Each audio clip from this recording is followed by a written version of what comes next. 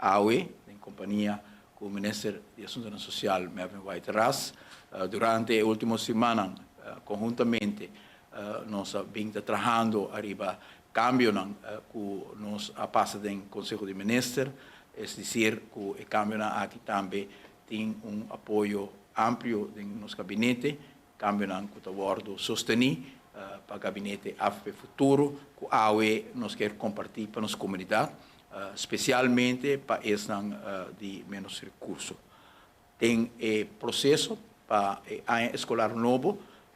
nós temos algum ajuda que o Departamento de Assuntos Sociais está dando na família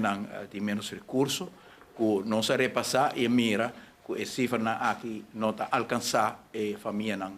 ora que uma escolar novo abre, que o Mr. Panha, que o Mr. Percurar, para muitos não tem sapato, para muitos não tem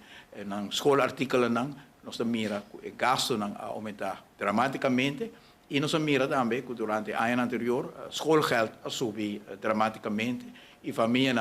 que tem menos recursos também de uma circunstância sumamente difícil acaba e ora que uma escolar novo abre que tudo pressão muitos não quer apanhar novo muitos não quer percurar para não ter etui para não ter tas para não ter agenda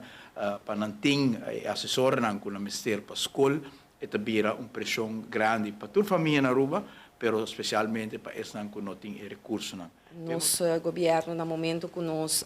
toma a rienda do país aqui, a encontrar o cidadão que não cumpre com a necessidade, especialmente família que não tem muito de carteira e especialmente também muitos que viaja tá vítima de uma situação. Sin embargo, nosso governo está de opinião, em especial também nosso primeiro-ministro caminha com nossa raia que o desenvolvimento está para unitur. E se boak também tem rapport de ser último, é visa que nós temos brede welvaart, que men o desenvolvimento não está para grupito só, mas também para toda a nossa comunidade. E pensei, nós está anunciar o cambio que tem para o que trata e sostém na família de menos recursos. A família que corre risco,